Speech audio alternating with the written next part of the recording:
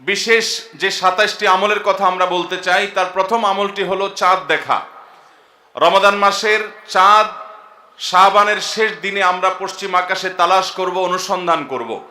নবী করিম সাল্লাল্লাহু আলাইহি সাল্লাম বলেছেন, সুমু লিরুইয়াতিহি ওয়া আফতিরু লিরুইয়াতিহি, তোমরা চাঁদ দেখে রোজা রাখো আর চাঁদ দেখে তোমরা ঈদ উদযাপন করবে।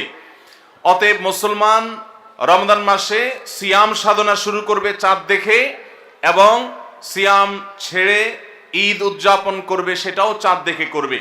আর এই চাঁদ দেখাটা নবী করিম সাল্লাল্লাহু আলাইহি সাল্লামের গুরুত্বপূর্ণ একটি সুন্নাহ। চাঁদ দেখতে গিয়ে কেউ যদি চাঁদ দেখতে পান তিনিও সওয়াব পাবেন। যদি আপনি চাঁদ তালাশ করেন আর চাঁদ দেখতে নাও পান, তারপরও আপনি সওয়াব পাবেন, কারণ আপনি চেষ্টা করেছেন। চাঁদ দেখার একটি দোয়া নবী সাল্লাল্লাহু আলাইহি সাল্লাম আমাদেরকে শিক্ষা দিয়েছেন, আর সেটা হলো আল্লাহুম্মা আহিল্লাহু আলাইনা বিল ইয়ুমনি ওয়াল ঈমান ওয়াস সালামাতি ওয়াল ইসলাম রব্বি ওয়া রাব্বুকাল্লাহ।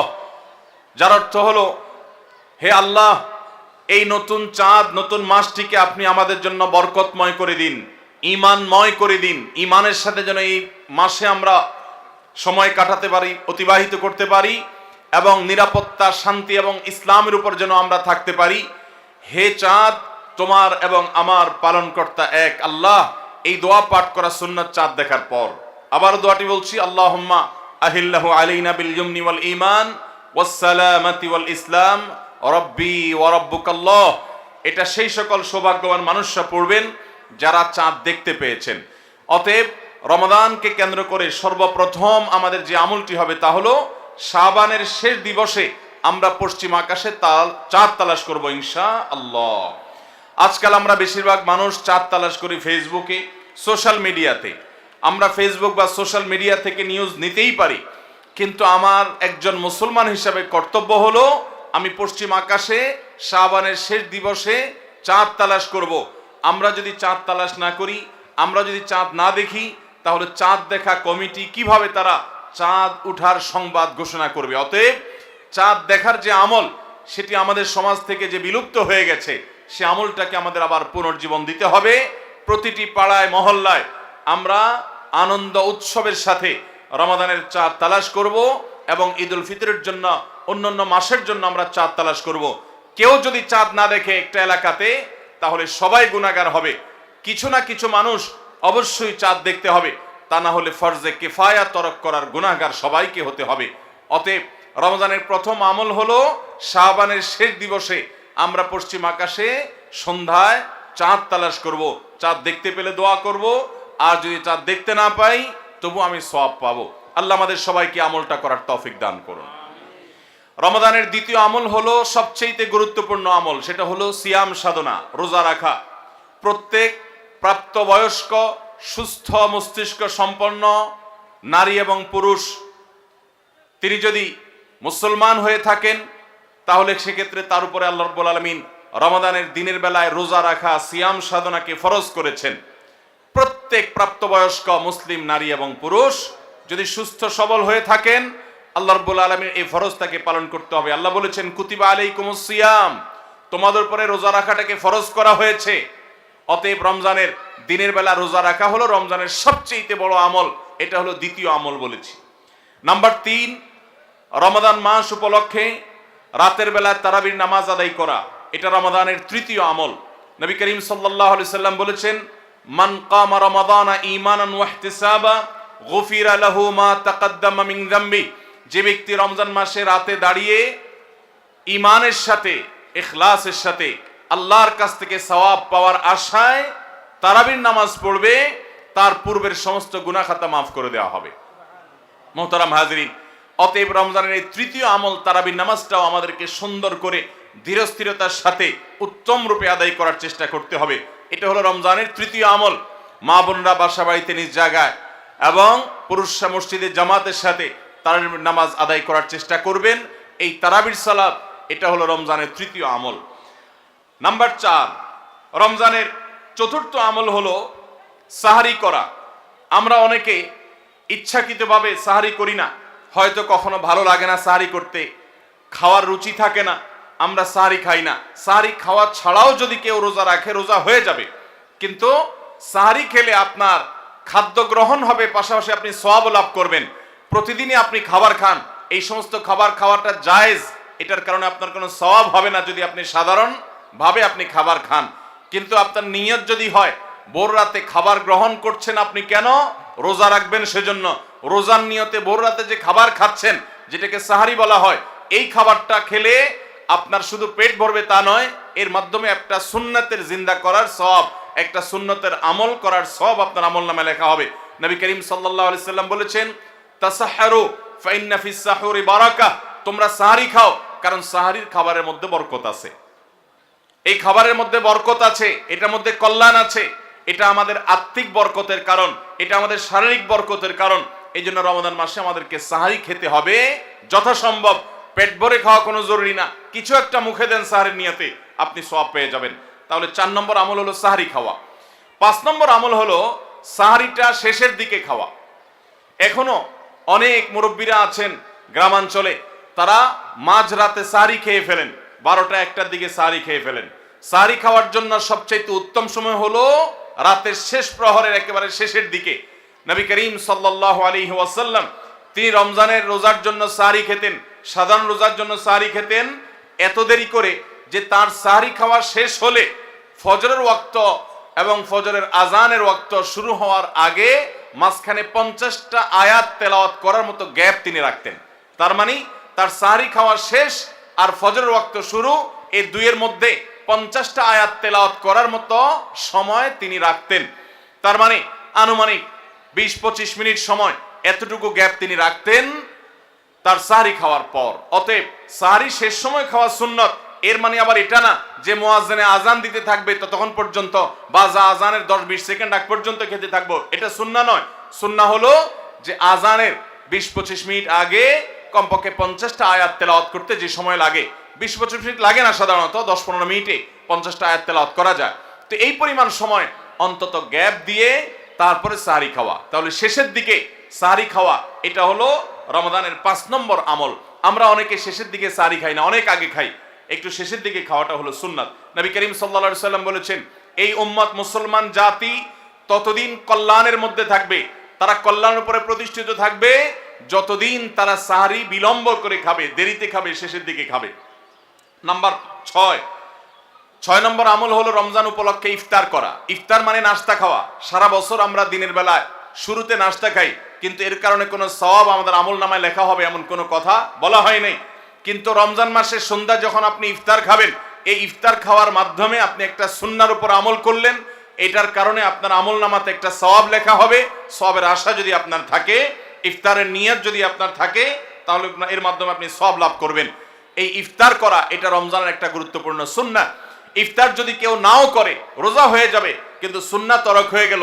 এই জন্য ইফতারে যতটুকু তৌফিক হয় ততটুকু কিছু না কিছু মুখে দেওয়া, এটা সুন্নাহ, রমজান মাসের 6 নম্বর আমল। 7 নম্বর আমল হলো ইফতারটা তাড়াতাড়ি করা, ইফতার বিলম্বে না করা। আমরা অনেকে আছি ইফতার অনেক বেশি দেরি করি, আমরা মনে করি যত দেরি করে ইফতার করা যায় ততই বোধহয় রোজাটা নিশ্চিতভাবে শুদ্ধ হয়, সঠিক হয়। এটা ভুল ধারণা। নবী করিম সাল্লাল্লাহু আলাইহি সাল্লাম বলেছেন, যতদিন পর্যন্ত এই উম্মত মুসলমান জাতি ইফতার দ্রুততার সাথে করবে, অর্থাৎ ওয়াক্ত হওয়ার পর আর বিলম্ব করবে না, ততদিন পর্যন্ত তারা কল্যাণের মধ্যে থাকবে। এক্ষেত্রেও সাহরির মতো একই কথা প্রযোজ্য, যে দ্রুততার সাথে মানে এই নয় যে একবারে সেকেন্ড হিসাব করে করে ফেলতে হবে, তবে যতটুকু সম্ভব নিশ্চিত হয়ে গেছেন সূর্য ডুবে গেছে আর বিলম্ব না করে ইফতার করাটাই হলো সুন্নাহ। এবং এক্ষেত্রে আমরা অনেক অবহেলা করি, অনেক দেরি করে ইফতার করি, চতুর্দিকে অন্ধকার হয়ে যাওয়ার পরে ইফতার করে।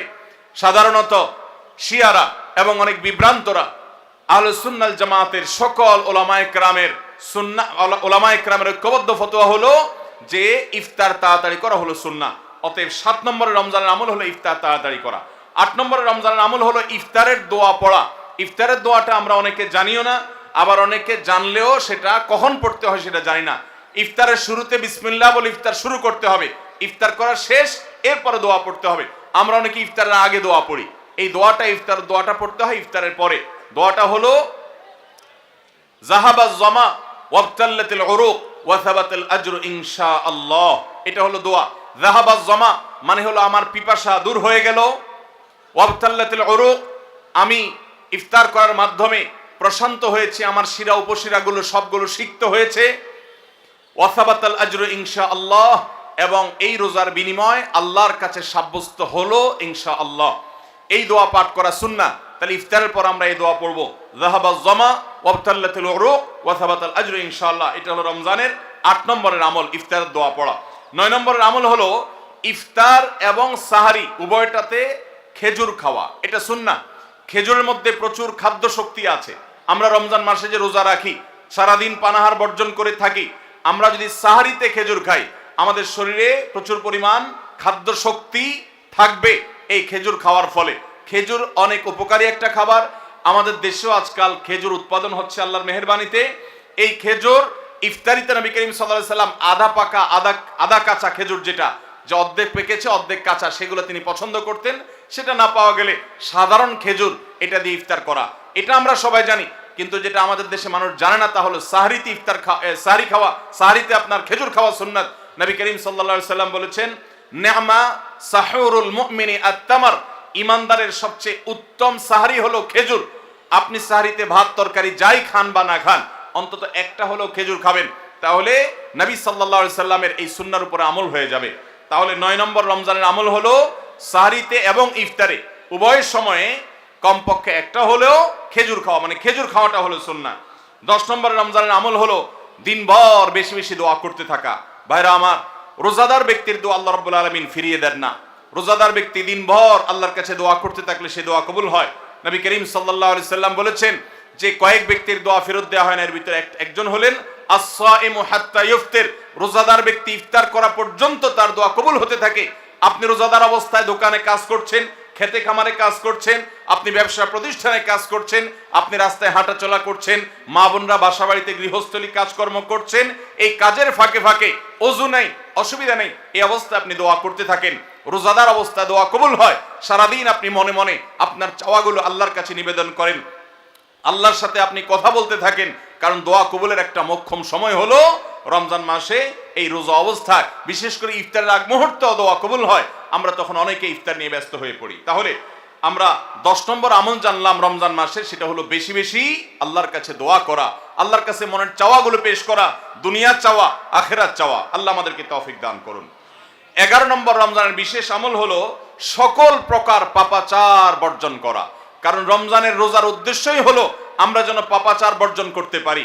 রমজানের যে রোজা রাখি, এই রোজা মূলত কোরআন এবং হাদিসের ভাষায় এটাকে সওম বা সিয়াম বলা হয়। সওম বা সিয়াম শব্দের অর্থ হলো বিরত থাকা।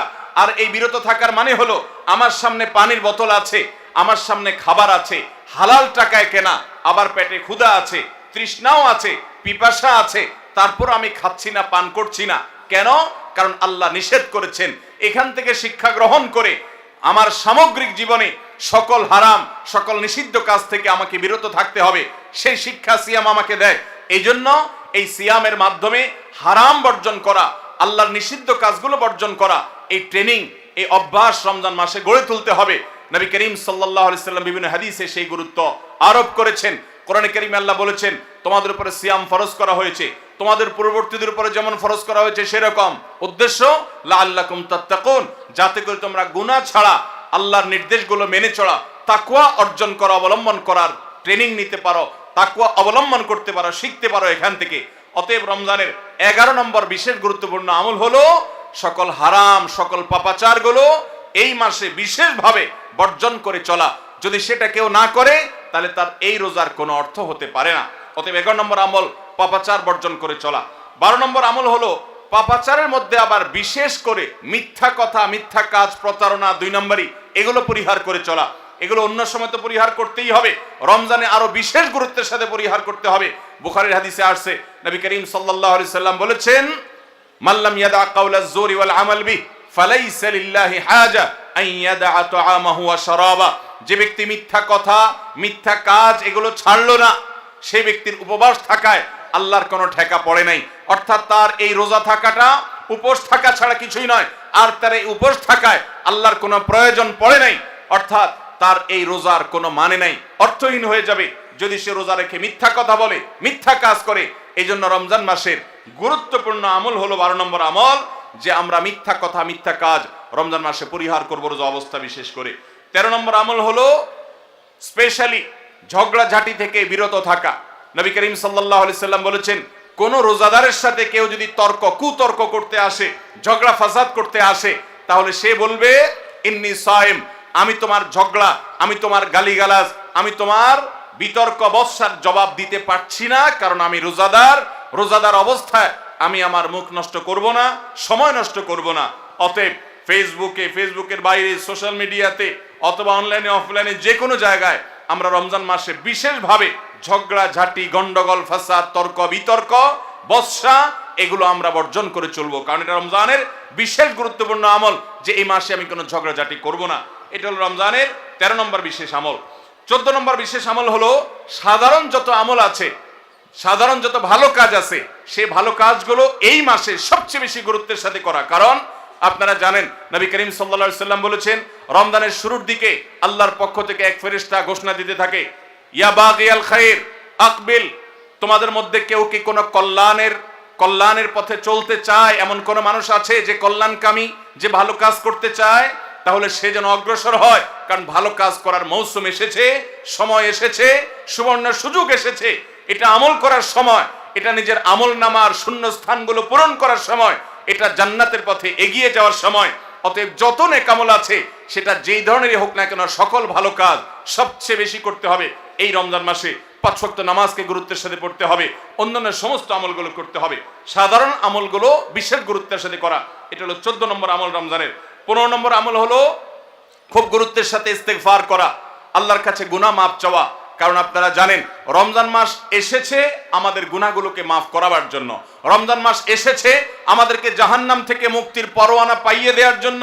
নবী করিম সাল্লাল্লাহু আলাইহি সাল্লাম বলেছেন, ওয়ালিল্লাহি উতাকা মিনান নার ওয়া যালিকা কুল্লু লাইলা, রমজানের প্রতি রাতে আল্লাহ তাআলা অসংখ্য অগণিত মানুষকে জাহান্নাম থেকে মুক্ত, অমুক জাহান্নাম থেকে মুক্ত, অমুককে জাহান্নাম থেকে মুক্ত ঘোষণা করা হলো।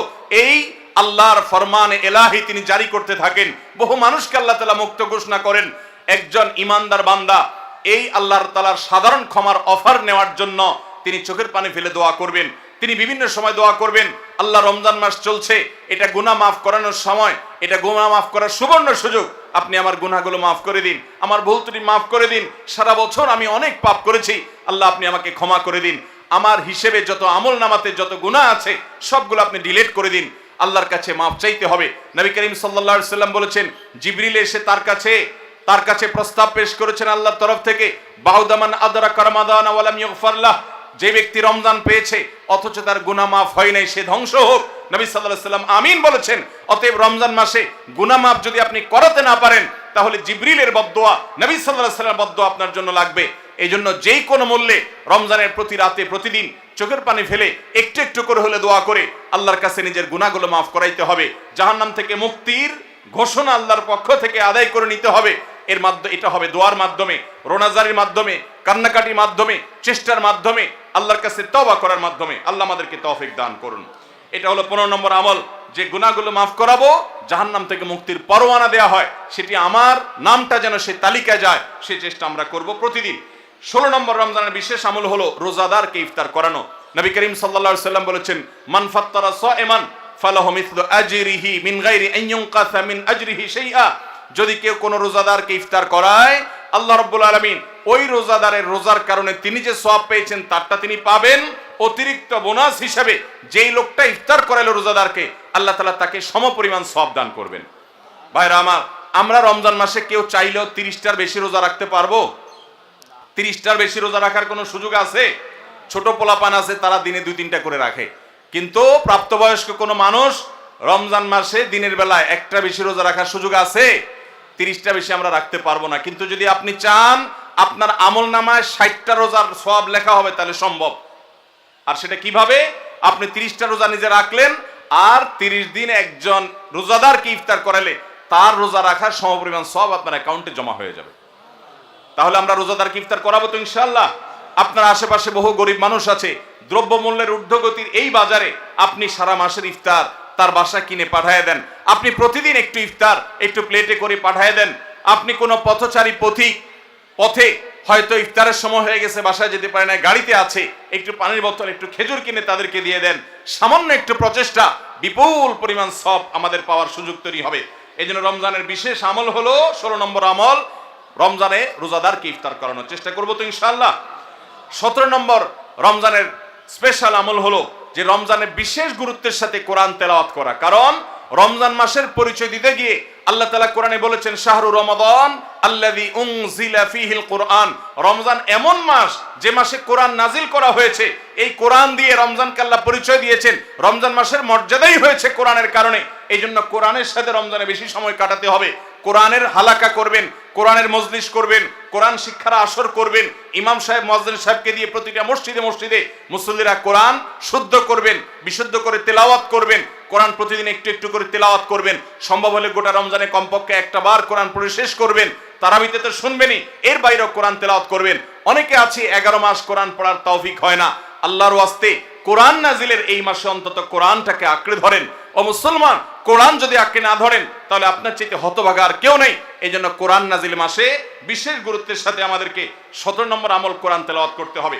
18 নম্বর আমল হলো কোরআন তেলাওয়াত করার আমল। আমরা সবাই জানি, কিন্তু কোরআন রমজান মাসে নবী করিম সাল্লাল্লাহু আলাইহি ওয়াসাল্লাম শোনাশুনি করতেন, এটা আমরা অনেকে জানি না। জিবরিল আলাইহিস সালামের সাথে নবী করিম সাল্লাল্লাহু আলাইহি ওয়াসাল্লাম কোরআন শোনাশুনি করতেন। তিনি জিবরিলকে শোনাতেন, জিবরিল তাকে শোনাতেন। এই জন্য রমজান মাসে আপনি কোরআন তেলাওয়াত করে আপনার স্ত্রীকে শোনান, স্ত্রী তেলাওয়াত করবে, আপনি শুনেন, আপনি অন্য কারোর সাথে এভাবে শোনাশুনি করেন। এইটাও রমজান মাসের বিশেষ গুরুত্বপূর্ণ আমল। সেই সাথে কোরআন বুঝে পড়া, কোরআনের ব্যাখ্যা জানার চেষ্টা করা, অর্থ সহকারে জানার চেষ্টা করা, কোরআনের কি আছে, আল্লাহ কি বলেছেন, সে ইলমটা অর্জন করার এক বিরাট প্রয়োজনীয় সময় মুহূর্ত হলো রমজান মাস। 18 নম্বর আমল হলো তাহলে কোরআন শোনাশুনি করা। 19 নম্বর আমল হলো সাদাকা করা, দান করা। আমাদের প্রিয় নবী সাল্লাল্লাহু আলাইহি ওয়াসাল্লাম সম্পর্কে তার সহধর্মিনী উম্মুল মুমিনিন আয়েশা রাদিয়াল্লাহু তাআলা আনহা বলেছেন, নবী সাল্লাল্লাহু আলাইহি ওয়াসাল্লাম এমনিতেই দানশীল ছিলেন। তিনি সারা বছর প্রচুর পরিমাণে দান করতেন, কিন্তু রমজান যখন শুরু হতো তখন তিনি সবচেয়ে বেশি বদান্য, সবচেয়ে বেশি দানশীল হয়ে পড়তেন। তার দানশীলতা এত বেড়ে যেত যে মুক্ত বাতাস যেরকম সব জায়গায় পৌঁছে যায়, যে জায়গায় মানুষ চায় দরজা খুলে রাখে সেখানেও যায়, কোন একটা ফাঁক ফোকর পেলে সেই জায়গায়ও মুক্ত বাতাস প্রবেশ করে। নবী সাল্লাল্লাহু আলাইহি ওয়াসাল্লামের রমজানের দানটা এরকম ছিল যে চায় তাকেও দিতেন, যে চায় না তাকেও দিতেন। তিনি দুই হাতে দিতেন। তিনি অনেক বেশি সম্পদশালী ছিলেন না, কিন্তু যেটুকু ছিল অকাতরে তিনি দান করতেন। আমাদের আয়েশা রাদিয়াল্লাহু তাআলা হাদিস থেকে বোঝা যায় রমজান মাস দানের মাস। এই জন্য নবীজি বছরের অন্য যে কোনো সময় চাইতে রমজানে বেশি বেশি দান করতেন। আপনার আত্মীয় স্বজনকে দান করেন, রক্ত সম্পর্কে মানুষগুলোকে দান করেন, পাড়া প্রতিবেশীর অভাবী মানুষদেরকে দান করেন, চেনা অচেনা জানা অজানা সমস্ত মানুষকে আপনার সাধ্য অনুযায়ী আপনি দান করা শুরু করেন। এটা রমজান মাসের গুরুত্বপূর্ণ একটা আমল। এবং 19 নম্বর আমল দান করা। 20 নম্বর আমল হলো সাহরি খেতে আমরা যখন উঠি তখন একটু তাহাজ্জুদের নামাজ পড়া, একটু দোয়া করা। এই সুযোগটা 11 মাস আমাদের হয় না। তাহাজ্জুদের নামাজ এত গুরুত্বপূর্ণ যে কোরআনে কারিমে আল্লাহ রাব্বুল আলামিন এই নফল আমলের নির্দেশ করেছেন, অমিনাল লাইলি ফাতাহাজ্জাদ বিহি নাফিলাতাল লাক, রাতের কিছু অংশ নফল হিসাবে তুমি তাহাজ্জুদ পড়ো। ভাইরা আমার, 5 ওয়াক্ত নামাজের জন্য ডাকে মুয়াজ্জিন আজানের মাধ্যমে, আর তাহাজ্জুদের জন্য ডাকেন স্বয়ং আল্লাহ রাব্বুল আলামিন। আমরা সবাই হাদিস জানি, নবী করিম সাল্লাল্লাহু আলাইহি ওয়াসাল্লাম বলেছেন যে রাতের শেষ প্রহর যখন হয় আল্লাহ দুনিয়ার আসমানে এসে ডেকে ডেকে বান্দাদেরকে বলেন, আলা মিন মুস্তাগফিরিন ফাগফিরাল্লাহ, আছো যে তোমরা কেউ ক্ষমা চাইবা আমি ক্ষমা করব। অফার নিয়ে আল্লাহ নিজে ডাকেন, আল্লাহ নিজে আহ্বান করেন। এই জন্য ভাইরা আমার, তাহাজ্জুদের নামাজ 12 মাস আমরা পড়তে পারি, 11 মাস আমরা পড়তে পারি না, কারণ আমাদের কাজে কামে ব্যস্ততা, রাতে দেরিতে শোয়ার বদভ্যাস। আমরা চাইলেও তাহাজ্জুদ পড়তে পারি না, ফজর পড়তেই কষ্ট হয় অনেকের। কিন্তু রমজান মাসে তো সাহরি খেতে আপনি উঠেন, আপনি একটু চেষ্টা করলে 10টা মিনিট সময় বের করেন, সাহরি খাওয়ার পরে বা আগে 10টা মিনিট নিরিবিলি 2-4 রাকাত নামাজ পড়েন, সময় নিয়ে আস্তে আস্তে ধীরে ধীরে সিজদা গিয়ে একটু চোখের পানি ফেলেন, একটু দোয়া করেন, মনের চাওয়াগুলো নিবেদন করেন। এই সুযোগটা রমজানে বিশাল বড় সুযোগ। আমরা অনেকেই এটা মিস করি, শুধু সাহরি খেয়ে আমরা সময় পার করি। আমাদের অনেক যুবকরা, অনেক তরুণরা আজকাল সাহরি পার্টি বের করেছে। ভোর রাতে যখন দোয়া কবুল হয় এই সময়টাতে কপাল পোড়ারা রেস্টুরেন্টে গিয়ে সাহরি পার্টি করে, আনন্দ উৎসব করে, ফুর্তি করে। এটা কোনো এনজয় করার সময় নয়, এটা কাদার সময়, এটা সেজদা পড়ার সময়, এটা রেস্টুরেন্টে যাওয়ার সময় নয়, এটা আলো ঝলমলে কোনো রেস্টুরেন্টে বসার সময় নয়, এটা আলো আধারিতে আল্লাহর কাছে, রবের কাছে ফরিয়াদ করার সময়। তৌফিক দান করুন ভাইরা আমার। তাহলে রমজানের 20 নম্বর আমল হলো তাহাজ্জুদের নামাজ সাহরিতে উঠলে আমরা একটু পড়বো এবং একটু একটু দোয়া করব, চেষ্টা করবো তো ইনশাআল্লাহ। ভোর রাতের দোয়া 24 ঘন্টার ভিতরে সবচেয়ে মূল্যবান দোয়া, আল্লাহর সবচেয়ে নিকটে যে বান্দা দোয়া করতে পারে ভোর রাতে তাহাজ্জুদের সময়। এই সুযোগটা রমজানে তৈরি হয়, আমরা সবাই এই সুযোগটা গ্রহণ করবো। 20 নম্বর আমল। 21 নম্বর আমল হলো আল্লাহ যাদেরকে সামর্থ্য দিয়েছেন তারা উমরা করবেন। রমজানে উমরার ফজিলত হলো, নবী করিম সাল্লাল্লাহু আলাইহি ওয়াসাল্লাম বলেছেন, উমরাতুন ফি রমাদান তাআদিলু হাজ্জা, রমজানের একটা উমরা একটা হজের সমতুল্য। অন্য হাদিসে আসছে নবীজি বলেছেন উমরাতুন ফি রমাদান তাআদিলু হাজ্জাতাম মাই, রমজানে একটা উমরা হলো নবী করিম সাল্লাল্লাহু আলাইহি সাল্লামের সাথে হজ করার সমান সওয়াব। অতএব যাদের তৌফিক আছে তারা উমরা করবে 21 নম্বর আমল। 22 নম্বর আমল হলো রমজানে দিনের বেলা রোজা রেখে বেশি বেশি মেসওয়াক করবেন। আমরা অনেকে এটা জানি না যে রোজা রেখে মেসওয়াক করা যায়, আমরা বরং অনেকে মেসওয়াক করি না যে রোজা দুর্বল হয় কিনা। অথচ আম্মাজান আয়েশা রাদিয়াল্লাহু তাআলা আনহা বলেছেন যে আমি নবী করিম সাল্লাল্লাহু আলাইহি সাল্লামকে রমজান মাসে রোজা রেখে এত বেশি পরিমাণে মেসওয়াক করতে দেখেছি যে গুণে শেষ করা যাবে না। এই জন্য রমজান মাসে আপনার পকেটে মেসওয়াক থাকতে হবে এবং বেশি বেশি করে আপনি মেসওয়াক করবেন। দুপুরে প্রত্যেক নামাজের আগে পরে যখন সুযোগ পান আপনি মেসওয়াক করবেন এবং মেসওয়াক করার মাধ্যমে আরেকটি আমল হবে যেটি নবী সাল্লাল্লাহু আলাইহি সাল্লাম করতেন রোজা রেখে। এটি 22 নম্বর আমল, রোজা রেখে মেসওয়াক করা। 23 নম্বর আমল হলো রমজানের শেষ 10টা দিন ইতিকাফে বসে যাওয়া। যাদের তৌফিক আছে মসজিদে ইতিকাফে বসে যাবেন। ভাইরা আমার, তৃতীয় হিজরিতে রোজা ফরজ হওয়ার পর নবী করিম সাল্লাল্লাহু আলাইহি সাল্লাম জীবনে কখনো রমজানের শেষ 10 দিন মসজিদে ইতিকাফে বসা ছাড়া সময় কাটান নাই। আমরা বেশিরভাগ মানুষ জীবনে একবারও ইতিকাফের তৌফিক আমাদের হয় নাই। যে আমল নবী করিম সাল্লাল্লাহু আলাইহি সাল্লাম কখনো ছাড়েন নাই, আমরা বেশিরভাগ কপাল পোড়া সে আমলটা জীবনে একবারও করি নাই। ইতিকাফের মানে হলো আপনি গাট্টি বস্কা নিয়ে, আপনার কাঁথা বালিশ নিয়ে, আপনার সব কাপড় চোপড় নিয়ে আপনি আল্লাহর চৌকাঠে এসে পড়ে যাওয়া। এটা অত্যন্ত অত্যন্ত তৃপ্তিদায়ক একটা ইবাদত, অত্যন্ত এই একটা মজাদার একটা ইবাদত যেটার স্বাদ আপনি আস্বাদন একবার করলে আপনাকে আর কেউ ঠেকাতে পারবে না। আমরা মনে করি ইতিকাফ মানে মসজিদে বন্দী হয়ে যাওয়া, কথা বলা যাবে না, বোবার মতো থাকতে হবে। এটা ভুল ধারণা। মসজিদে থাকলে প্রয়োজনে কথা বলতে পারবেন, আপনি ঘুমাতে পারবেন, আপনি অন্যান্য প্রয়োজনীয় কাজ, একান্ত প্রয়োজনীয় কাজও করতে পারবেন। তবে মসজিদের মধ্যে নিজেকে বন্দী করে রেখে আপনি যখন ইবাদত করবেন আপনার ফিলিংস হবে যে আমি আল্লাহর কাছে এসে নিজেকে বন্দী করে ফেলেছি। অসম্ভব ভালো লাগা কাজ করবে। আপনি যদি ইতিকাফে থাকেন তাহলে সেক্ষেত্রে বিশাল বড় একটা আমল আপনি জিন্দা করলেন। আমাদের দেশে অনেক মসজিদে ইতিকাফের জন্য লোক ভাড়া করা হয়। লোক ভাড়া করে ইতিকাফে বসাইলে সেটা গুনাহ হবে। যে ভাড়া করে রাখবে সেও গুনাহগার, যে ভাড়ার বিনিময়ে বসবে সেও গুনাহগার হবে। ইবাদতে কোনো টাকা পয়সা দেওয়া চলে না। অতএব ভাইরা আমার, ইতিকাফ আমরা করব তো ইনশাআল্লাহ। রমজানের শেষ দশকে ইতিকাফ করে, এটা 23 নম্বর আমল। 24 নম্বর আমল হলো রমজানের শেষ দশকে বেশি বেশি ইবাদত করার চেষ্টা করা। বুখারী শরীফে আসছে নবী করিম সাল্লাল্লাহু আলাইহি সাল্লাম সম্পর্কে আম্মা জান আয়েশা বলেছেন, ইদা দাখালাল আশর, রমজানের শেষ 10 দিন যখন শুরু হতো তখন নবী সাল্লাল্লাহু আলাইহি সাল্লাম কি করতেন? আইকাজ আহিয়া লাইলা, সারা রাত আর ঘুমাতেন না। শেষ 10 দিন সারা রাত ঘুমাতেন না। ওয়াসাদ্দা মিজারা, কোমর বেঁধে নিতেন। ওয়াইকাযা আহলা, এবং তার পরিবারকে তিনি জাগিয়ে তুলতেন। আরেক হাদিসে আসছে নবী সাল্লাল্লাহু আলাইহি সাল্লাম বলেছেন, কারণ নবী সাল্লাল্লাহু আলাইহি ওয়াসাল্লাম ইযা দাখালাল আশর ইয়াজতাহিদু ফীহি মা লা ইয়াজতাহিদু ফী গায়রি, নবীজির জীবনে কখনো ইবাদতের জন্য এত চেষ্টা করতেন না যত চেষ্টা করতেন রমজানের শেষ দশকে ইবাদতের জন্য। আমাদের দেশে দেখবেন রমজানের প্রথম 10 দিন মসজিদ পূরণ হয়ে, মসজিদের বারান্দা ফিল আপ হয়ে, বাহিরেও মুসল্লি হয়, সেখানে চাটাই এবং কার্পেট বিছানো লাগে। কিন্তু দ্বিতীয় দশক আসলে আস্তে আস্তে বাহিরে মুসল্লি হাওয়া হয়ে যায়, আস্তে আস্তে চাটাই উঠে যায়, মসজিদের ভিতরে মুসল্লি চলে আসে। শেষের 10 দিন হলে একেবারে মূল মুসল্লি। 24 নম্বর আমল হলো শেষ দশক বিশেষভাবে ইবাদতবন্দি করা। 25 নম্বর আমল হলো লাইলাতুল কদর তালাশ করা। নবী করিম সাল্লাল্লাহু আলাইহি সাল্লাম বলেছেন, তাহাররু লাইলাতুল কদর ফিল ভিত্রি মিনাল আশরিল আওয়াখির মিন রমাদান, তোমরা রমজানের শেষ দশকের বেজোড় রাতগুলোতে লাইলাতুল কদর বেশি বেশি করে তালাশ করো। বেজোড় রাতগুলোতে বেশি বেশি, শেষ দশকের প্রত্যেক রাতেই জেগে জেগে ইবাদত করা কদর হতে পারে সে আশায়। কদরের একটা রাত যদি ইবাদত করতে পারেন আপনি, তাহলে 1000 মাস ইবাদতের চাইতে বেশি উত্তম হবে, আপনার আমলনামাতে সওয়াব বেশি জমা হবে। এই জন্য কদরের রাতে ইবাদতের চেষ্টা করা। সারা বছরের শ্রেষ্ঠ রাত হলো কদরের রাত। কোরআন নাজিল হয়েছে এই কদরের রাতে। অতএব কদর রাত পাওয়ার জন্য শেষ দশকের প্রত্যেকটা রাতে, প্রত্যেকটা না পারলে অন্তত বেজোড় 21, 23, 25, 27, 29 এই রাতগুলোতে ইবাদত করবো। আল্লাহ আমাদেরকে তৌফিক দান করুন। তাহলে 25 নম্বর আমল হলো লাইলাতুল কদর তালাশ করা। শেষ দশকের সবগুলো রাতে, সম্ভব না হলে বেজোড় রাতে। আল্লাহ আমাদেরকে তৌফিক দান করুন। আর 26 নম্বর আমল হলো লাইলাতুল কদর যদি আমরা পেয়ে যাই, মনে হয় যে এটা লাইলাতুল কদর হতে পারে, তাহলে একটা বিশেষ দোয়া পড়া। দোয়াটা হলো আল্লাহুম্মা ইন্নাকা আফুউন তুহিব্বুল আফওয়া ফাআফু আন্নি, হে আল্লাহ আপনি ক্ষমাশীল, আপনি ক্ষমা করতে ভালোবাসেন, পছন্দ করেন, আপনি আমাকে ক্ষমা করুন। এই দোয়াটা পড়বো তো ইনশাআল্লাহ।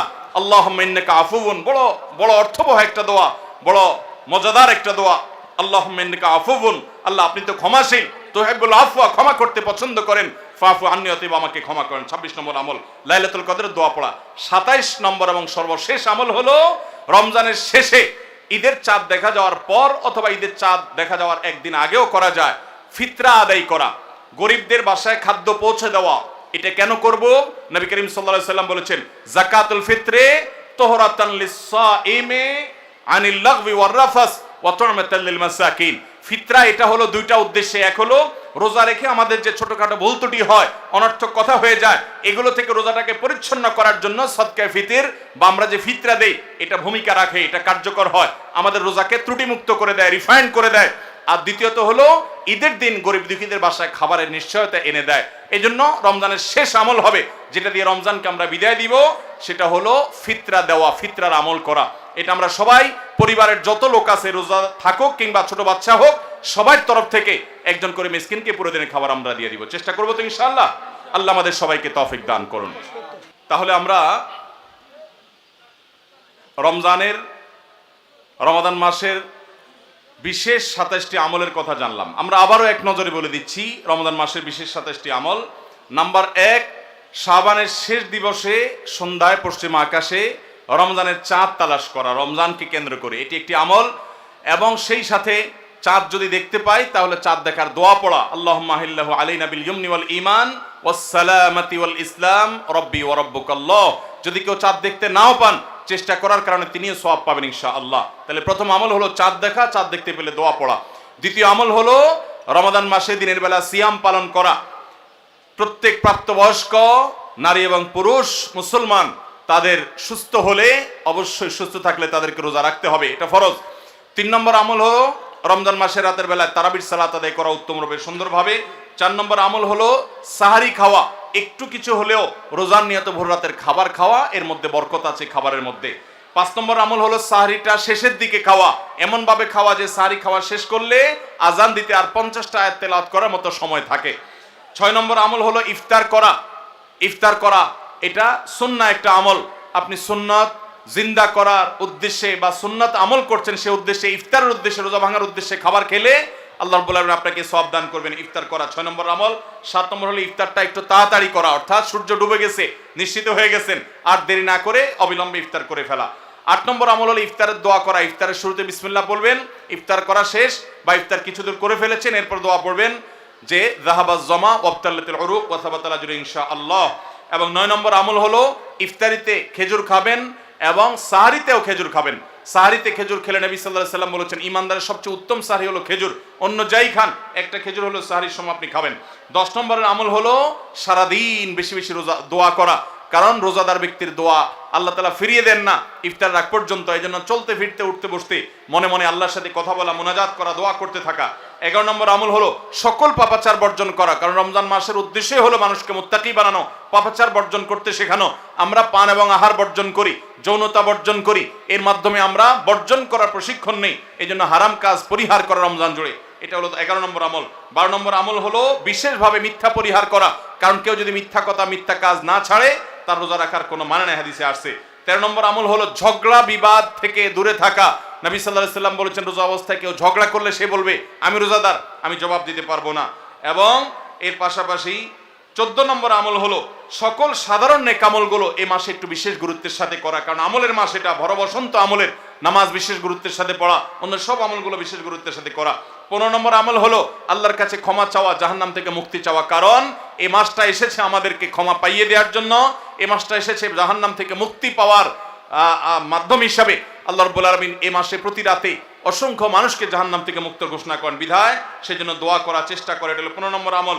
16 নম্বর আমল হলো রোজাদার ব্যক্তিকে ইফতার করানো, তার মাধ্যমে আপনি তার সওয়াবের সমপরিমাণ সে তো পাচ্ছেই, আপনি অতিরিক্ত সওয়াব পাবেন পুরা রোজাদারের সওয়াবের মতো এক্সট্রা হিসাবে ইফতার করালে।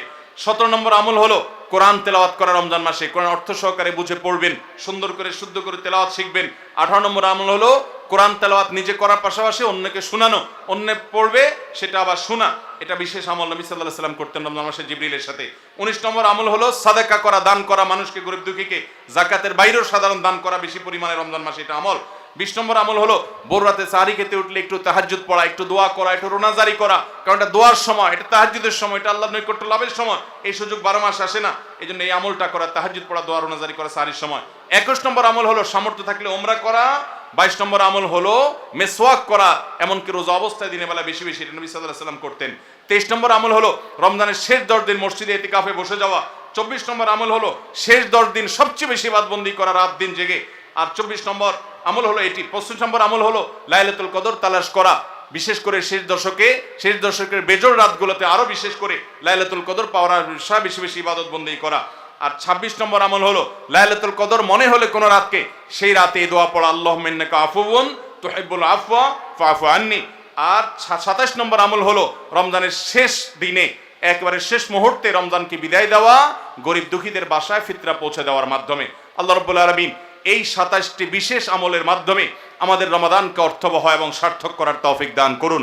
এই রমাদান যেন আমাদের জীবনের শ্রেষ্ঠ রমাদান হয়, এই রমাদান যেন আমাদের জীবনে অর্জনের রমজান হয়, এই রমজান যেন আমাদের জীবনে ক্ষমা লাভের রমজান হয়, জাহান্নাম থেকে মুক্তির রমাদান হয়, আমাদের কল্যাণের রমাদান হয়। আল্লাহ তাআলা সেভাবে রমজানের প্রতিটা মুহূর্ত প্রতিটা দিনকে কাটাবার তৌফিক আমাদের সবাইকে দান করুন।